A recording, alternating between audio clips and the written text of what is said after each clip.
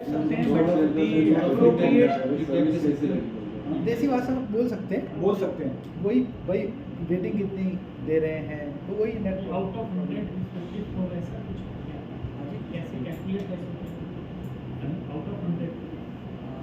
Out of 100 NPS सब NPS how we calculate NPS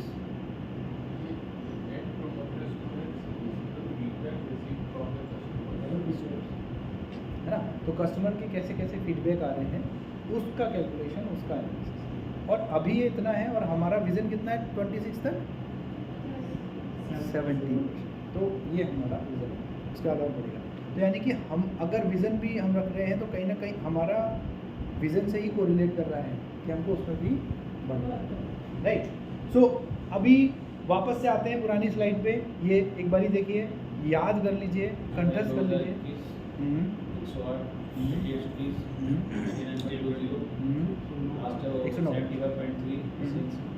और plus लगा सकते हैं क्योंकि कोई ना कोई चीज़ में बढ़ ही रहा होता है जैसे 108 बोल दिया तो 108 गलती से बोल दिया प्लस राइट। तो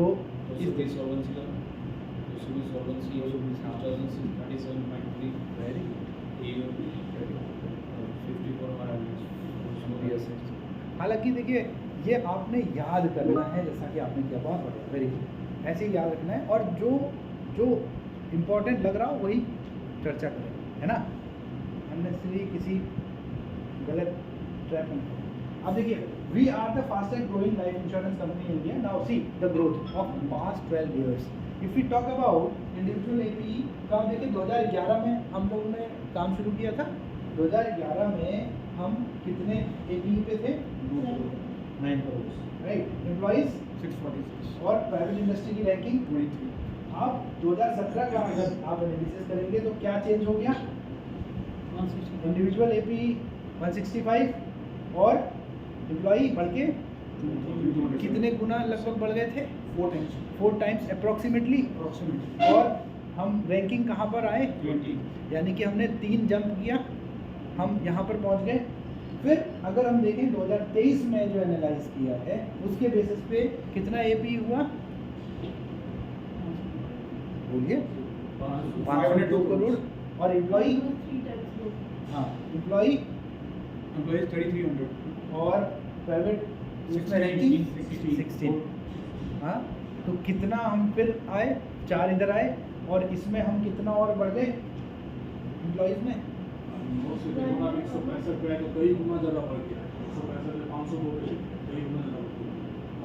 अब हाँ तो अब मुझे बताइए ये देखिए उस तरफ लिखा भी है CAGR कितना है आपका सिंस इंसेप्शन जब से शुरू हुआ तब से कंपाउंड एनुअल ग्रोथ रेट कितना है 44%। दिस इज गुड और bad compound annual growth rate यानी कि कंपनी किस गति के साथ बढ़ रही है दैट इज ऑलमोस्ट कितना है 50% यानी कि 44% है ठीक है। और ईयर ऑन ईयर ग्रोथ कितनी हो रही है वाई 20%। तो इट्स गुड और बैड। अब ग्रॉस रिटर्न प्रीमियम हमारा कितना करोड़ है ये डेटा आपका मार्च 2023 का है ठीक है। अब इसमें ध्यान रखने वाली बात ये है कि सर ये हम हमेशा ऊपर की तरफ ग्रो ही किए हैं अगर आप ईयर ऑन ईयर देखेंगे तो हम हमेशा ग्रो किए हैं ठीक है। पीपीटी आपको भेज देंगे पीपीटी हम भेज देंगे। अब इनफैक्ट आई भी होगी DNA का टेस्ट दिया होगा आप लोगों ने तो उसमें आई है आपके बाद। इम्पैक्टिंग लाइफ में देखिए कितने लोगों के जीवन को इम्पैक्ट किया कंपनी ने ये नर्चरिंग वो है ना एज है ना तो कितने लोगों को किया कितना life we have covered approximately ये सिंबल होता है approximately 10 lakh plus life we have covered here कितना employees 3300 plus employees approximately because hiring तो चली रही है। कोई भी लाइफ इंश्योरेंस कंपनी जो नई लाइफ इंश्योरेंस या यंगेस्ट लाइफ इंश्योरेंस कंपनी की अगर हम बात करते हैं तो इनिशियल 10 इयर्स में क्या कंपनी प्रॉफिट में होती है ब्रेक इवन भी नहीं होता यानी कि डिपेंड्स अगेन डिपेंड्स बट अगर ऑन एन एवरेज देखेंगे आप रिसर्च एनालिसिस के अकॉर्डिंग तो 10 साल में एक कंपनी BEP तक आती है और जैसे ही बीईपी पे आई उसके बाद में क्या करती है, एक्सपेंड होती है, यानी कि निवेश करने के चांसेस और बढ़ जाते हैं। तो we are at that phase. अब एक प्रश्न आता है प्रोस्पेक्ट के सामने, आप बैठे हैं कि मैं ये क्यों करूं, तो आप बता सकते हैं कि we are at that place where company is going to expand. अब तो हम प्रॉफिट पे आ गए, right. So this is the answer. तो ये हमारा है कितने फाइनेंशियल एडवाइज़र, लगभग 70,000 प्लस फाइनेंशियल एडवाइजर्स और पार्टनर्स वर्किंग विद अस। तो कितना 10,000 plus partners and their employees they are working with us. इसे भी कंपनी कोलैबोरेट करके उसमें शेयर होल्डिंग बढ़ा देगी। 70% से पहले 48-51 में थी, इसमें बड़ी शेयर होल्डिंग कितनी है अदरवाइज की अदरवाइज की हाँ 51 एंड 49 है 51 किसकी है अदरवाइज की ऑब्वियसली। इसे भी फॉरेन डायरेक्ट इन्वेस्टमेंट के थ्रू बढ़ा देगी ना अभी जो भी सबने नहीं बढ़ाया। मैं इसकी पूछ रहा हूँ हमारी कंपनी को। नहीं, ये तो 49-51 यही है ना सर, अभी चेंज तो हुआ नहीं, अभी चेंज नहीं हुआ ना सर, स्टेक चेंज नहीं हुआ ना, उतना ही है 51-49। बढ़ गया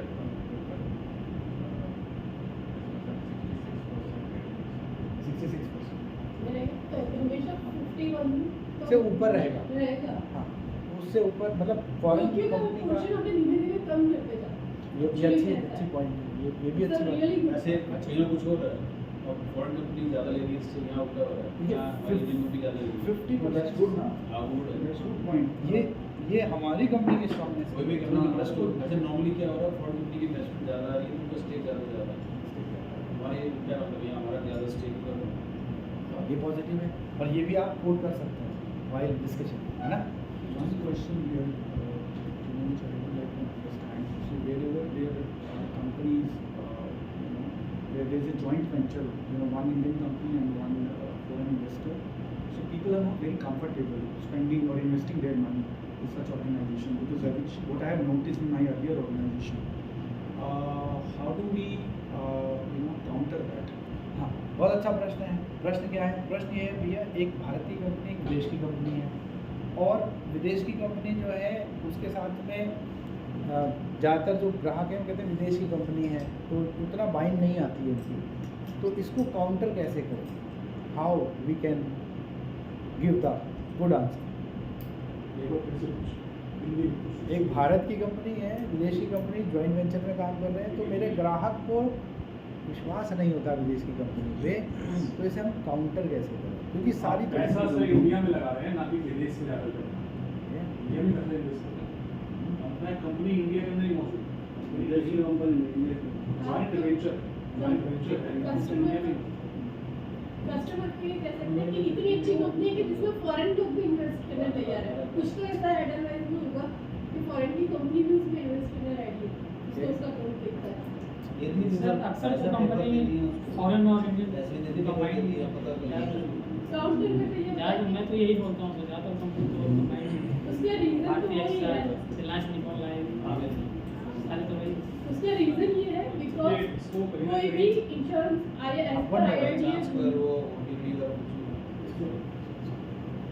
पर आईआरडीए रूल जिस कंपनी को लाइफ इंश्योरेंस का एक्सपीरियंस नहीं होता, तो हमारी गवर्नमेंट यानी यहाँ का जो अपने यहाँ का जो कानून है एज पर आईआरडीए रूल, हम किसी भी अनएक्सपीरियंस्ड कंपनी के साथ लाइफ इंश्योरेंस का काम नहीं कर सकते।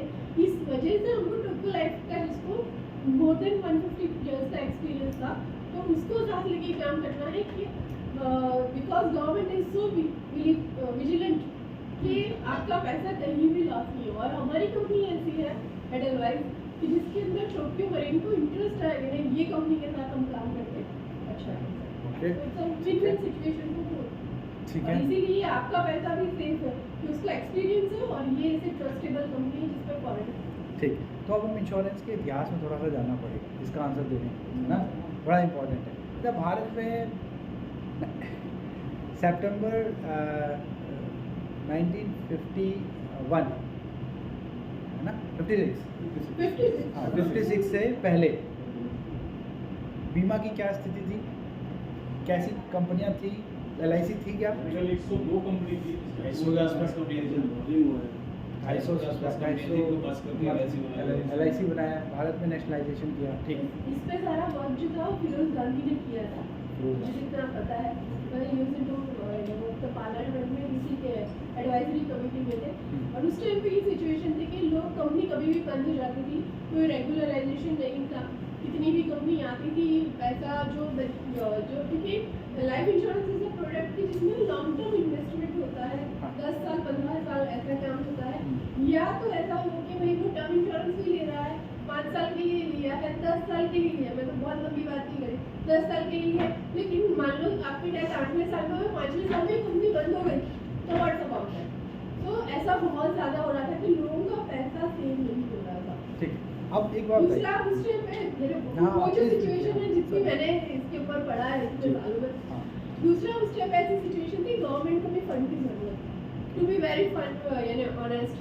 तो लोगों का पैसा जो था वो सेव होता था, वो कोई कंपनी लेके भाग जाती थी, गवर्नमेंट को भी पैसे की जरूरत थी, इसलिए उन सबको मर्जर करके एक कोड बनाया गया, एक इंश्योरेंस उन सारी कंपनियों को मर्जर करके LIC बनाया गया कि जो भी पैसा है, एक तो लोगों का पैसा सेफ है, दूसरा कि जो पैसा आता है उसको भी गवर्नमेंट यूज करता है, वो भी वेरी डेवलपमेंट में काम है। गवर्नमेंट में काम इंफ्रास्ट्रक्चर है, वैसे कि वो लोगों का पैसा चले जाए, वो दूसरा गवर्नमेंट को कुछ काम नहीं है।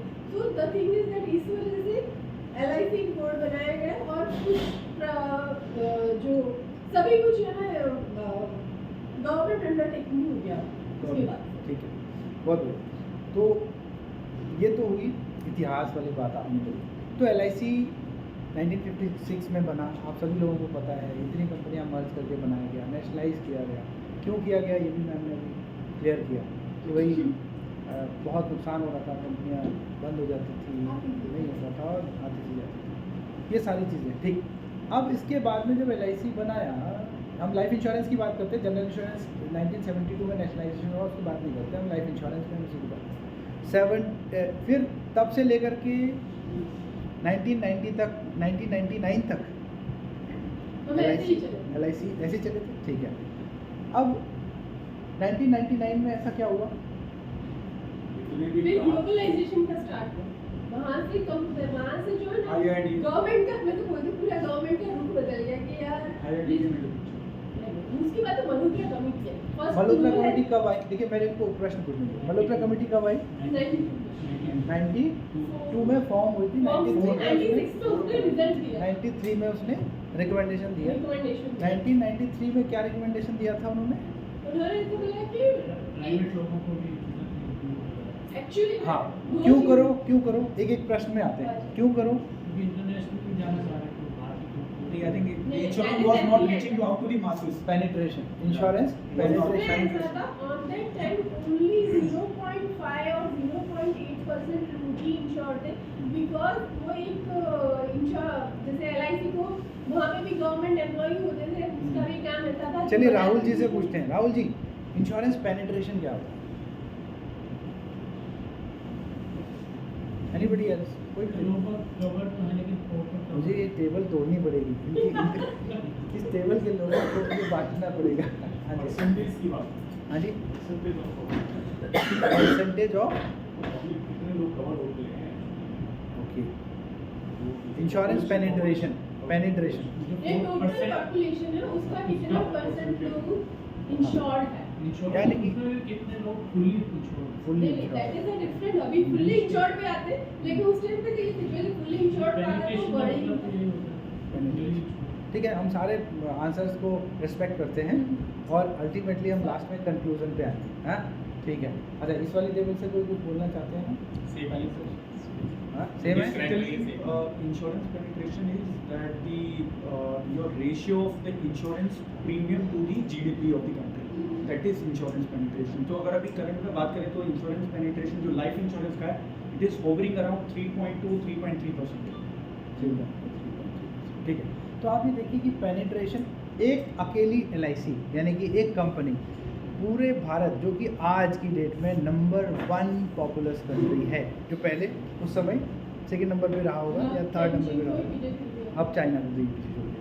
तो we are the most populous country और ऐसे में एक कंपनी सिर्फ LIC अपने 2 हाथों, एक इंसान का 2 ही हाथ होते हैं, 2 हाथों से उतना कर ही नहीं पा रही थी जितनी पॉपुलेशन है, राइट। तो जब कर नहीं पा रही है तो अल्टीमेटली गवर्नमेंट हैज़ डिसाइडेड, और मल्होत्रा कमेटी ने रिकमेंडेशन यही दिया था कि इंश्योरेंस पेनिट्रेशन कम है, और क्योंकि इंफ्रास्ट्रक्चरल डेवलपमेंट भी करना है, यस नो, इंश्योरेंस का पैसा इंफ्रास्ट्रक्चरल डेवलपमेंट में लगता है, तो भाई अब हमको हाथ बढ़ाने पड़ेंगे। तो भारत में बात हुई कि और कंपनियां, यानी कि प्राइवेट कंपनियां, और तो कोई हो नहीं सकती, प्राइवेट कंपनियां, गवर्नमेंट LIC खत्म, अब उनको चांस दीजिए और वो भी हमारे साथ मिल करके क्या करें, काम करें। अब ये जैसे हॉल है, इस हॉल में इतनी सारी कुर्सियाँ पड़ी हैं, चलो मैं बूढ़ी LIC, ठीक, बूढ़ी बोली थी ना, ओल्ड बूढ़ी LIC, अब मैं अकेले इसको अगर मेरे को बाहर करना है तो बहुत एफर्ट भी लग जाएंगे, टाइम लग जाएगा, यस नो। और वहीं मैं कहूँ ये प्राइवेट कंपनियाँ आ गई, ICICI, बजाज, बिरला, सन लाइफ, एडलवाइस, टोक्यो, हैं सारी कंपनियाँ, अब सब अगर इसको बाहर करना है तो कितना टाइम लगेगा, within a jiffy of time, यानी कि फास्ट काम कर पाएंगे, yes no. The same has happened. और जो मल्होत्रा कमेटी है उसने रिकमेंडेशन दिया कि आप प्राइवेट प्लेयर्स को भी इसमें लेके आओ, लेकिन अब समस्या क्या, प्राइवेट प्लेयर्स को लेके आओगे तो इम्पोर्टेंट पॉइंट, एक तो एक्सपीरियंस नहीं है, ठीक, दूसरा प्राइवेट है, अभी तक तो जो LIC थी वो चल रही थी, उसको रेगुलेटरी बॉडी चाहिए नहीं थी, लेकिन अब इसके बाद में रिक्वायर्ड रहेगा कि हमारा इंश्योरेंस एक्ट 1938 सही तरीके से फॉलो हो रहा है या नहीं, तो उसकी जांच करने के लिए एक ऐसी ऑर्गेनाइजेशन या ऐसी बॉडी होनी चाहिए जो गवर्नमेंट ऑफ इंडिया के नीचे हो, IRDA, रेगुलेटरी बॉडी 1999 में वो बनाई गई, किसके रिकमेंडेशन पे, मल्होत्रा कमेटी के। अब ये रिकमेंडेशन के बाद में जो पहली बात जो मैम ने बोली थी अभी, वो क्या भैया, एक्सपीरियंस नहीं था। अब एक्साइड क्या बनाती थी, बैटरीज, हाँ, अब ICICI, और अगर बिरला, उसके अलग अलग कंपनीज हैं, हाँ, कपड़े भी बनाती हैं। कपड़े बनाती है, देखिए कपड़े बनाती है, यानी कि आप जो चीज़ बोल रहे हैं वो अलग अलग बोल रहे हैं। अब एक बैंकिंग है तो उसको इंश्योरेंस का नहीं कोई एक्सपीरियंस है, मैं फाइनेंस की अगर बात कर लूँ, बैंकिंग है तो इंश्योरेंस का एक्सपीरियंस नहीं है, जूता बनाने वाली कंपनी को तो फिर फाइनेंस का ही एक्सपीरियंस नहीं होगा, कपड़ा बनाने वाली कंपनी को नहीं होगा, बैटरी बनाने वाली कंपनी को नहीं होगा, तो दिक्कत ये आई कि फिर होगा कैसे। मैक्स बताइए किस लिए फेमस था, हॉस्पिटल्स। अब क्या हुआ, मैक्स किसके साथ, न्यूयॉर्क लाइफ। अब वी नीड, उस समय चाहिए था हमें एक्सपीरियंस आती, तो ये जो कंपनीज हैं बेसिकली, मैं उसी आंसर पे आ गया, आपको मिल गया होगा आंसर, मैं उसी क्वेश्चन पे आ गया कि क्यों भाई आप एडलवाइज टोक्यो लाइफ, तो टोक्यो मरीन का क्या रोल है, basically they are the expert and we doing work under with them, right, to give you better services, better products, better everything, because they are the expert of insurance. कब से, 1879 से sir, और हम कब से, हम 1995 से sir, and not in to insurance but in finance, और इंश्योरेंस में कब से, 2011 से, और किसके साथ, टोक्यो मरीन के साथ। क्यों, एक्सपीरियंस है, और हम अपने ग्राहक को better product, better services, better चीज़ें दे पाएंगे। कब का साल बताया सर, 1879 ग्रेट है, इतना एक्सपीरियंस है। और आपकी जानकारी के लिए एक और चीज़ बताता हूँ कि टोक्यो मरीन इज अ री इंश्योरेंस कंपनी, यानी कि बीमा कंपनियों का भी बीमा करती है टोक्यो मरीन। हाँ जी, तो आप समझ पा रहे हैं, और 45 से भी ज़्यादा कंट्रीज़ में काम करती है सर। अब ये जो आंकड़े हैं अगर हमारे पास रहेंगे, हमारे यहाँ पे रहेंगे, तो हम अपने प्रॉस्पेक्ट के सामने कैसे रहेंगे, कॉन्फिडेंट रहेंगे कि नहीं, बात कर पाएंगे कि नहीं। तो ये है, तो you got your answer. So now next 5 star achievements we have. तो अब 5 स्टार अचीवमेंट की अगर हम बात करते हैं तो 5 स्टार अचीवमेंट में we are the best company to work for, we are the best work place, we are the best place to work, we are the best workplace. Again in 2023, this was 2000 India, the great place to work. This is the certification which we have. So why we are the best, we are the great place to work, क्या ऐसे factor होंगे जो आप भी feel कर होंगे शायद। How much time you spend till now, तो कुछ ऑब्जर्व किया ही होगा, राइट? एकदम ओपन कर सकते हैं, कोई डर मैंने अपनी डीएम का इवन हमारा ZM भी सेम मेरे जैसे ही टच पे बैठते हैं, तो आप कभी भी बात कर सकते हैं, देयर इज नो जैसा नहीं है किसी को Cabin system बहुत अच्छा आपने बोला, open architecture, yes open architecture, इसका इम्पोर्टेंस क्या होता है? चलिए, we are transparent, transparent, we are transparent, very good. और एक हमारे एज बिहेवियर में भी था, दूसरे नंबर वाला क्या था?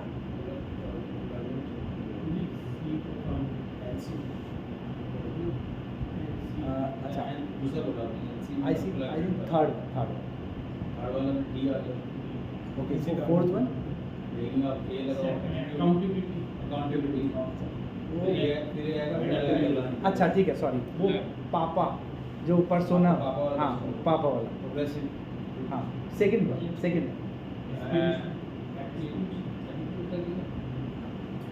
पॉजिटिव,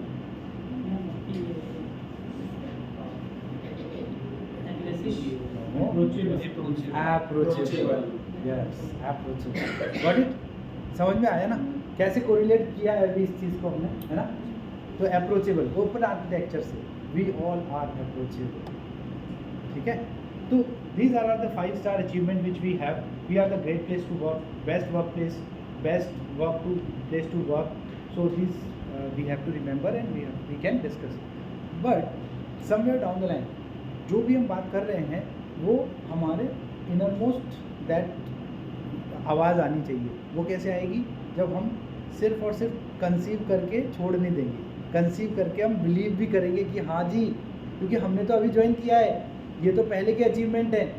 सर इसमें डेट 2023 की, हाँ 2023 लिखा हुआ ये तो अलग अलग कैटेगरीज में, अलग अलग कैटेगरीज अगर आप देखोगे BFSI में है, लाइफ इंश्योरेंस में है, सारा ये 2023 में है। 22 का है जो मिला 23 में है, 22 का है तो 23 मिला ना, उसमें 23 लिखा हुआ है। 23 लिखा हुआ इंडिया की बेस्ट लाइफ इंश्योरेंस मतलब फाइनेंशियल ईयर अगर 22 वाला होगा तो 23 में जाकर अवार्ड मिला होगा तो वो 23 लिखा होगा। यस, वो तो जिस साल मिला है वो तो ठीक है, लिखा हुआ। आगे चलते हैं, देखिए कंसिस्टेंटली रिकॉग्नाइज्ड बस बाय इंडस्ट्री अवार्ड क्या है? देखिए, most trusted BFSI brand second edition awarded at second edition of most trusted BFSI brand in 2023, second awarded at the economic times EX excellence award 2022, ठीक है? तो ये है एक्सीलेंस इन कस्टमर एक्सपीरियंसेस, यानी कि we are best in customer service. Now see life insurance company of the award, ये हमको मिला था 2021 में। तो ये अवार्ड्स भी हमको याद रखने पड़ेंगे, और अगर हम इन अवार्ड्स के नाम याद रखते हैं तो कुछ अवार्ड्स जब हम बोलते हैं कि बेस्ट वर्क प्लेस बोल दीजिए या एक्सीलेंट कस्टमर एक्सपीरियंस अवार्ड हमको मिला है, उसका इम्पैक्ट, हाँ तो इसका इम्पैक्ट पड़ेगा कि नहीं? हाँ, अगर हम बात करते हैं sir life insurance company of the year का अवार्ड सर हमको मिला, यानी कि life insurance company of the year 2021 में।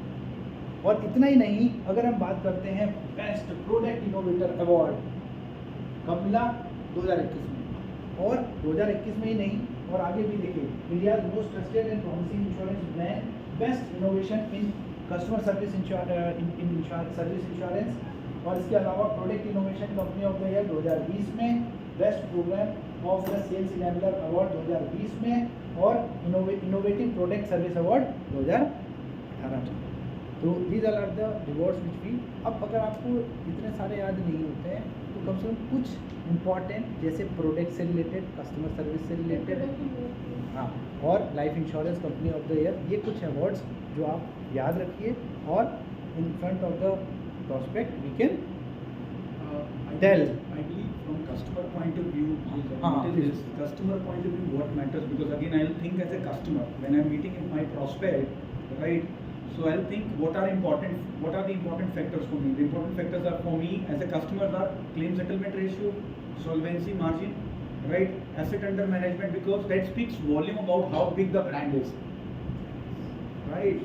maybe the customer will not be very much interested. I'm talking about the ground reality. The customer will not be very much interested how many awards the company has won. That's what I look at it as a customer. But yeah, being the customer, being in the customer shoes, I'll think, acha, what is the claim settlement ratio? Whether my money is in safe hands or not? How big the the companies? If I look at the AUM, yeah, 6,700 some crores, right? The AUM, right? Tomorrow, if there is a situation like COVID, whether my money is safe or not, whether the company would be able to pay all the claims or not, right? So from customer point of view, these things are your the main point, key focusing points actually. Yes. Business manager आने में भी काम है, agent आने में भी काम है। सब पता है कि ये कंपनी से जुड़ रहे हो, कंपनी करो। बिल्कुल। So, my dear friends, our innovative product cater the universal financial needs. तो बहुत सारे नीड्स होते हैं ना ग्राहक के, तो हर तरीके की नीड का हमारे पास प्रोडक्ट है। और कितने तरीके की नीड्स हो सकती हैं किसी की? बेसिकली फ्रेगमेंटेड इन 4 कैटेगरीज में होती है। इनकम रिप्लेसमेंट, अब आप प्रोडक्ट भी सोच लीजिए, इनकम रिप्लेसमेंट में कौन सा बेस्ट प्रोडक्ट चल रहा है जो आप दे सकते हो? BSS, हाँ, अगले महीने से ही सर इनकम चालू हो सकती है। वेल्थ एक्यूमुलेशन एनहांसमेंट में भी आप दे सकते हो कौन सा प्रोडक्ट? कुछ आइडिया?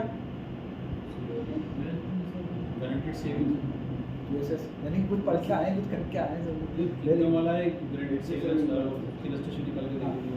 एजुकेशन फंडिंग के लिए वो भी कर सकते हैं, तो भारत वाला भी है, वो भी गारंटेड सेविंग वाला भी है। और एजुकेशन फंडिंग चाइल्ड प्लान के तौर पे एक हम देते हैं क्या, फैमिली इनकम बेनिफिट ना लगा के, तो that is also there. And retirement planning, सारे सब उसको चैनल बना लीजिए, लाइन बना लीजिए, वहाँ पे हाँ, लेकिन अगर बेस्ट की बात करें, बेस्ट क्योंकि हम तो बेस्ट यूज गारंटेड सेविंग वाला GSS आप कह रहे हैं, हाँ भारत सेविंग भी अच्छा है। भारत इसमें पैसा आपका कंपाउंडेड होकर मिल रहा है, सबसे बेस्ट फंड है वो।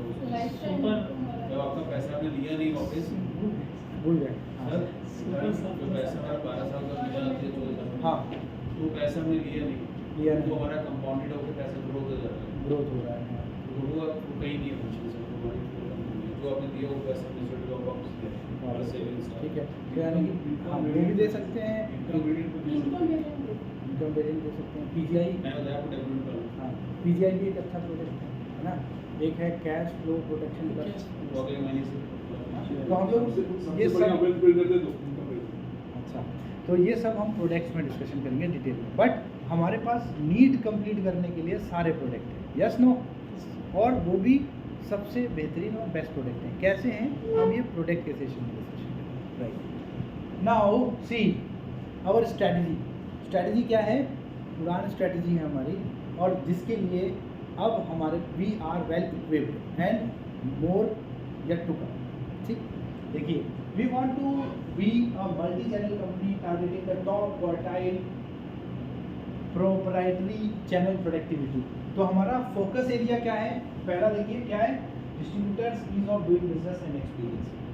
ये आपके डीएम बनाने में बड़ा काम आने वाला है, ये वाली बात, या पार्टनर्स बनाने में काम आएगा, और प्लस एजेंट्स को भी बनाने में। देखिए सबसे इम्पोर्टेंट है कि डिस्ट्रीब्यूटर के काम करने के लिए ये ईज ऑफ डूइंग बिजनेस होने वाला है। कैसे? एक गोल्ड है और दूसरा U2। आपने देखा होगा आपके पास टूल्स है ना, कुछ आपने प्रगति पे आपने लॉगिन किया होगा, उसमें क्या क्या मिलता है आपको प्रगति में? प्रगति क्या है ये तो क्लियर है ना सबको? हाँ, एक वन बाय वन हाँ जो लॉगिन किया था ये उसको स्टेटस देख सकते हैं कि यू आर जनरेट वन। ठीक है, तो अभी हम जनरल पॉइंट्स बताते हैं। जैसे आपने प्रगति लॉगिन करा तो क्या क्या मिलता है वहाँ पर? तो आप जो भी उसके अंदर लॉगिन कर सकते हैं, वो भी कर सकते हैं, और उसके अलावा AOB हो गया, ठीक इसके है, अलावा आपका एप्लीकेशन ट्रैकर, एप्लीकेशन हाँ एप्लीकेशन ट्रैकर आप देख सकते हैं पॉलिसी लॉगिन करिए तो वो किस स्टेज में, किस स्टेज पर बना सकते हैं प्रपोजल, नया प्रपोजल। हाँ, वो नया प्रपोजल कैसे करते हैं? U अनलिमिटेड, तो U अनलिमिटेड यानी कि U2 वो यही है, राइट। तो U2 कहाँ मिलता है आपको? U2 कहते हैं इसे, U अनलिमिटेड जो आपने कहा उसको U2 भी बोलते हैं। तो U2 जो है वो क्या है? ये enable seller to provide better quality of advice, yes no. कैसे देते? Better quality of advice YouTube की बात कर रहे हैं अगर, तो YouTube जान रहे हैं ना? YouTube जान रहे हैं कि नहीं? जान रहे हैं कि नहीं? जान रहे हैं कि नहीं? सही काम मिलेगा बताया आपने, उसमें तो गलत ही नहीं ले रहे। हाँ, यू अनलिमिटेड है ना? 5 पॉइंट से 1 2 3 2 देते हैं। हाँ। तो कौन सा वाला सही है? You unlimited. चौथा है। अच्छा ये शॉर्ट फॉर्म भी लिखा हुआ है। मोबाइल पे लॉगिन कर सकते हैं? हाँ मोबाइल में किया है। करिए तो एक बार देख ही लीजिए, हाथ करने को आरसी क्या? मेरे को निकाल के हाँ, ये आप तो लॉगिन कीजिए। This is for 6. I don't know what Pragati is. एक कंपास है सर, AOP है, एप्लीकेशन ट्रैकर है, ये वाले है ना? हाँ, वेरी नाइस। ये देखिए, ये कलरफुल बहुत बढ़िया है। This is a different app. Pragati is a different app. अलग से app। ब्राउज़र गूगल सर्च कर सकते हैं। प्रगति एडवाइस नहीं होता है। What is it used for? It is used for it is used for policy writing. It is used for solutions for digital sir इसमें से बीएम भी लॉगिन कर सकता है। बीएम ना हाँ, ये हमारे पास प्रगति लॉगिन कर सकते हैं। नहीं मैं बीएम लॉगिन कर सकता है, वो खुद का एओबी अगर जो उसके लॉगिन किया है हाँ। मुझे जितना पता है एओबी के लिए तो काम है। प्रगति एजेंट भी लॉन्च कर रहा है। अच्छा सबके लिए Yes. AOP नहीं। एजेंट बीए पे वो लाइफ एडवाइजर बन जाएगा फिर करता है। बिजनेस लॉगिन प्रगति में लॉगिन करके लॉगिन कर सकते हैं। वो उसके बाद आप बिजनेस का यूज कर सकता है। नो जब वो बीएम बन जाएगा एजेंट तब ये उसको यूज कर सकता है। नहीं। वैसे है नहीं, वापस हाँ यानी वही हो गया। अभी 3 है, एक आप है, एक बीएम है, एक पीएफ है। आप भी प्रगति लॉगिन करते हैं, हम सारा काम करते हैं। बीएम भी वही काम करते हैं जो आप करते हैं, ठीक है?